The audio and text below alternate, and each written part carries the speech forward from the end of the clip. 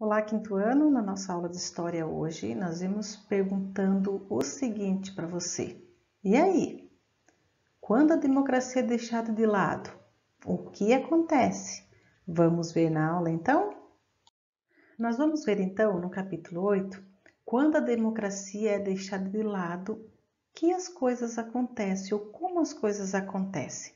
Então nós vemos na tirinha uma história aqui em quadrinhos dizendo o seguinte: as dificuldades se multiplicam quando estamos divididos e somando, ou seja, quando nós estamos juntos, que fazemos a diferença. Então, quando nós estamos juntos, é quando nós fazemos a diferença, tá? Mas quando nós estamos divididos, quando um puxa para um lado, outro puxa para o outro, aí as dificuldades se multiplicam. Nós vamos ver então, relacione a ideia central da tirinha acima ao conceito da democracia apresentado no bimestre anterior. Então, nós vamos ver que a pessoa ali sozinha, ela não faz muita coisa. Mas quando está junto, quando é ajudado por outras pessoas, tudo facilita, não é mesmo? Então você vai ver ali que nos países democráticos, os cidadãos, eles participam do governo. Eles debatem, dão suas opiniões livremente, as ideias, as leis, os projetos, eles são muito mais capazes de tornar melhor a convivência social, né? Então, o princípio central da democracia é que todos são iguais perante as leis e, portanto, podem participar ativamente das decisões políticas. Eles podem também defender a democracia normalmente e requer pôr de lado os interesses particulares, né? Quer dizer, deixar de olhar para o seu próprio umbigo, como a gente fala, e afirmar o que é benéfico para a maioria. Então, a gente deixa de olhar só para a gente mesmo quando a gente quando a gente é democrático, né? No Trocando Ideias, pergunta assim: como um povo antidemocrático costuma ser ou agir? Quer dizer, uma pessoa que não é democrática, um governo que não é democrático, ou seja, antidemocrático, como que ele costuma agir? E então a gente vem falando para você, né, que onde não há democracia, geralmente um partido e um ditador governam o quê? Governam sozinhos, sem consultar a população, nem se importar com o que ele precisa. Então, não quer saber o que ele quer, o que ele precisa, ele faz sozinho. E pergunta assim: quando os governantes tomam decisões importantes sem considerar as necessidades e anseios dos cidadãos, quais são as consequências disso para o povo? Né? Então, a falta de participação dos cidadãos nas decisões políticas pode gerar insatisfação, conflito, revolta e muitos outros problemas. Além disso, favorece o abuso de poder, porque na realidade a elite política geralmente não trabalha muito para favorecer a maioria da população.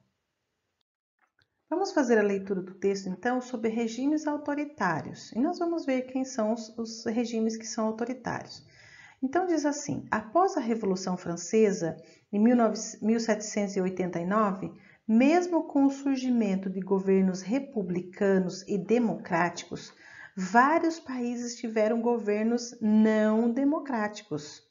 Esses governos foram denominados autoritários ou ditatoriais. Eles eram ditadores. A seguir, veremos alguns exemplos de governos assim, que na Europa, na primeira metade do século XX, foram chamados de fascistas ou totalitários. Então, em 1789, no século XVIII, teve então a Revolução Francesa. E no século XIX, e já seguindo já para o século XX, na primeira metade do século XX, surgimento então de regimes autoritários na Europa, como o fascismo na Itália e o nazismo na Alemanha. O fascismo é um regime político autoritário que concentra o poder e as decisões nas mãos do líder do governo. Ele surgiu na Itália em 1922, liderado por Benito Mussolini, e ele se desenvolveu em outros países da Europa, como Alemanha, Espanha e Portugal, entre as décadas de 1930 e 1940. E em Portugal permaneceu até 1968 e na Alemanha até 1976. Então, nós vamos ver no Investigue, que você vai ter que responder esse questionário, está perguntando assim, ó. Está falando assim, pesquise e descubra as diferenças entre autoritário e ter ou ser autoridade. Será que existe diferença entre ser autoritário ou ser ou ter autoridade? Existe muita diferença. Investigue então para você saber qual a diferença entre entre essas duas palavras. Número 2. Cite exemplos de pessoas, cargos ou funções que representam a autoridade em diferentes contextos ou grupos sociais. Para cada caso, sugira formas não autoritárias de exercício do poder, tá bom? Então, você vai poder fazer, então, comparações, né, com os tipos de governo, o tipo de autoridade exercida, então, tá certo? Número 3. Compare suas respostas e conclusões com a dos outros colegas da turma. Então, como nós não estamos na sala, você não vai poder comparar por enquanto. Seguindo o contexto, nós vamos ver assim: os governos fascistas autoritários que predominaram na Itália e na Alemanha entre as décadas de 1920 e 1940 tinham algumas características em comum, a saber, vamos conhecer então alguns. A exaltação do líder do governo. Então, uma das características era a exaltação do líder do governo. Então, o líder do governo era alguém carismático, que cativava a população com a simpatia, com discursos que apelavam fortemente para as emoções, né? Nisso, então, era reforçada a ideia de que ele era o único capaz de resolver os problemas da nação e guiar o povo rumo a uma vida melhor. Então, o Führer, o líder alemão, Duce e o líder italiano, né, poderiam tomar praticamente qualquer decisão política, mesmo sem o apoio ou consentimento da sociedade. Então, eles eram totalmente autoritários e centralizadores, né? Olha ali, então, nós temos a foto de Adolf Hitler, né, que era o Führer, em um comício no Partido Nazista, e ele fez isso em Weimar, em outubro de 1930. Então, nós temos a foto ali do governo do Hitler, né? Exaltação do líder do governo. Uma outra característica também era o domínio da mídia. Eles dominavam os meios de comunicação. Então, o político no poder controlava os meios de comunicação em massa para garantir que se manteriam no governo. Por meio dos programas de rádio, da propaganda feita em jornais e revistas, eles divulgavam suas ideias e incentivavam a população a apoiar a liderança do país. Havia então fiscalização e censura. Mas o que é censura? Censura é a ação de controlar qualquer tipo de informação, geralmente feito pelos meios de comunicação, a imprensa ou a arte. Então, tudo que a mídia, né? Todos os meios de comunicação faziam, eles tinham que ver, porque senão eles barravam, não podiam dizer qualquer coisa, era só o que eles falavam.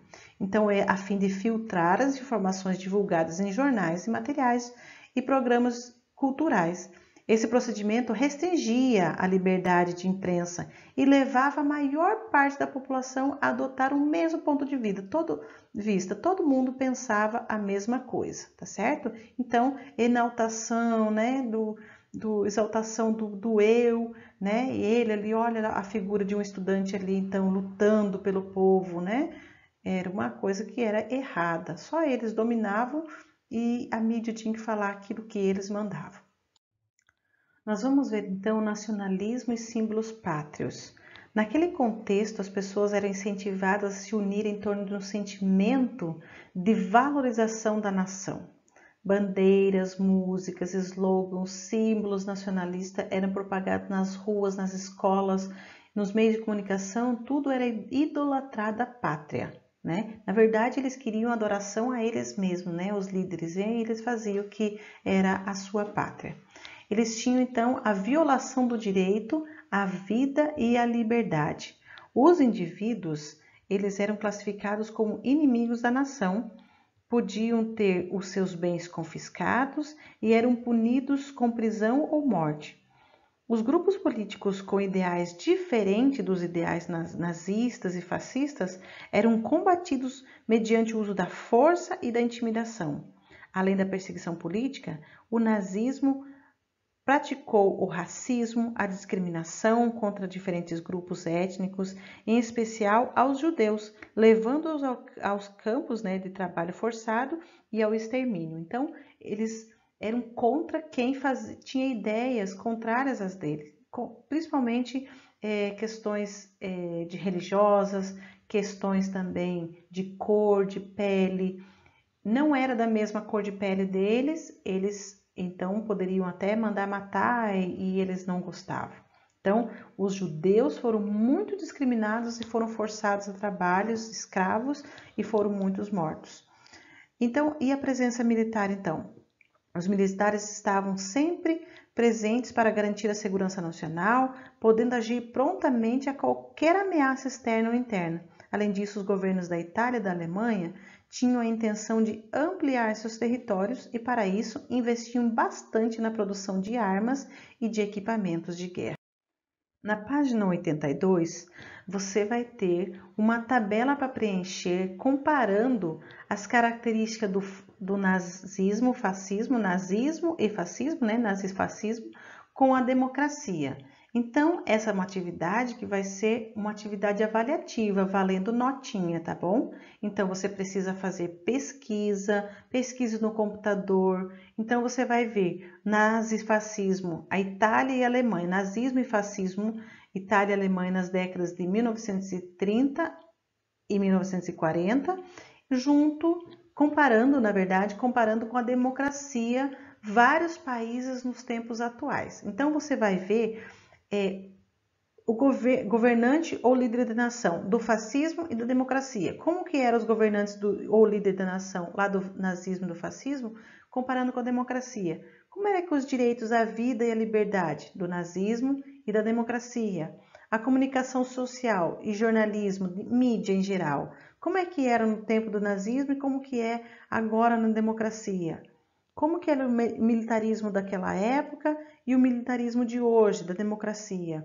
Como que eram os partidos políticos, então, no tempo do nazismo e do fascismo? Existe hoje, na democracia, existe os partidos políticos? E os imigrantes e a minoria étnicas, como é que eles eram tratados no tempo do nazismo e fascismo e como que eles são tratados nos dias de hoje? Então, você vai fazer essa atividade fazendo pesquisa nas mídias, no computador, né? Vai para o Google e você faz essa pesquisa para poder completar essa tabela que vai estar valendo nota para a próxima aula.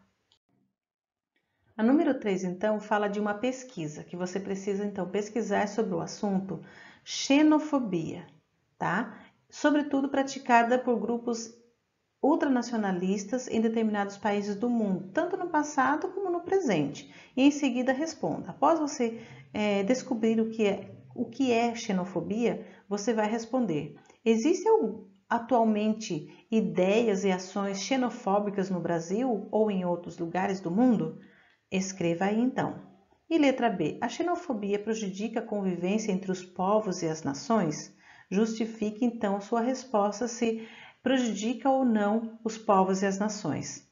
Nós vemos então que nós vivemos atualmente em um país que é democrático, onde nós temos a liberdade de expressão, liberdade para ir e vir, expressar os nossos pensamentos, né, as nossas indignações, nós podemos dar as nossas sugestões e nem sempre foi assim. Mas hoje nós vivemos em um país livre, onde nós temos os nossos direitos, um país democrático. Se você quiser ter ideia de como era esses países, como era o regime então do fascismo e do nazismo, assista o filme O Menino do Pijama Listrado e você vai ver como que os nazistas tratavam os judeus, tá? E você vai ter ideia de como que era. Agradeça a Deus, então, por você viver num país livre e que você tenha sempre respeito pelas pessoas e respeito e amor ao próximo, tá certo? Nos vemos, então, na próxima aula. Até mais!